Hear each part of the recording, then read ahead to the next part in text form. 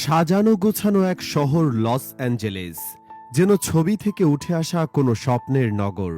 ঝা চকচকে শহর ছিল এটি, আমেরিকার অন্যতম শীর্ষ ধনীদের ঘাঁটিও বলা চলে এটিকে। তবে এক রাতের আকস্মিক এক আগুনে সেই শহর এখন ভস্মীভূত হয়ে গেছে। বিশ্বের শীর্ষ অর্থনীতির দেশ যুক্তরাষ্ট্র, অথচ অর্থের ঝনঝনানি, উন্নত প্রযুক্তি ও জনবলের আধিক্য থাকার পরেও 10 দিনের লস অ্যাঞ্জেলেস দাবানলের অর্ধেকও নিয়ন্ত্রণে আসেনি। প্রকৃতির বিচারের কাছে প্রাচুর্যতা ও ম্লান তা প্রমাণ হলো আরও একবার। সপ্তাহখানেক ধরে চলা এই আগুন নিয়ে পবিত্র কোরআন শরীফ ও হাদিসের বিভিন্ন উদ্ধৃতি নিয়ে আলোচনার জন্ম দিয়েছে। এবার কি তাহলে সত্যি হয়ে গেল কোরআন শরীফের আয়াত? এ সকল বিষয় জানতে ভিডিওটি শেষ পর্যন্ত দেখতে থাকুন।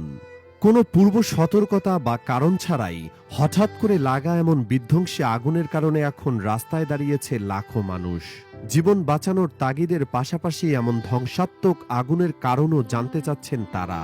চারদিক থেকে আগুনের কারণ নিয়েও আসছে নানান তথ্য। অনেকে বলছে আতশবাজি ফুটিয়ে নতুন বছর উদযাপনের সময় ঘটেছে এই আগুনের সূত্রপাত। আবার অনেকে বলছে ইচ্ছাকৃতভাবে আগুন লাগানো হয়েছে। কিছু কিছু ক্ষেত্রে জানা যাচ্ছে বজ্রপাতের মাধ্যমে এই দাবানলের সৃষ্টি হয়েছে। আবার অনেকেই বলছে শুষ্ক পরিবেশ ও বাতাসের কারণে এই আগুনের সৃষ্টি। কিন্তু এখনও সঠিকভাবে এর কারণ নিশ্চিত করা সম্ভব হয়নি। তবে কোনো এক রহস্যময় কারণে শহর ধ্বংস করা এই আগুনের উৎপত্তি নিয়ে মুখ খুলছে না যুক্তরাষ্ট্র সরকার। এক সপ্তাহের বেশি সময়ে দাবানলে বিরামহীনভাবে জ্বালিয়ে যাচ্ছে মাইলের পর মাইল লোকালয়। যখনই মনে করা হয় আগুন স্থিমিত হচ্ছে, তখনই দাবানল আরো বিস্ফোরক রূপ নেয়।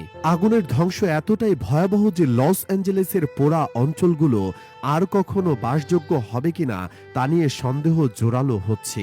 আকাশের নিচে আশ্রয় নেয়া লাখো মানুষ এখন উত্তর খুঁজছেন। এমন ভয়াবহ আগুন লাগার কারণ এক রাতের ব্যবধানে নিঃস্ব হয়ে যাওয়া।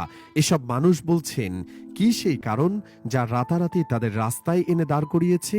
ওয়াশিংটন পোস্টের মতো গণমাধ্যমগুলো বলছে, নতুন বছর বরণের কারণে লস অ্যাঞ্জেলেসের মৃত্যুদূত হয়ে এসেছে।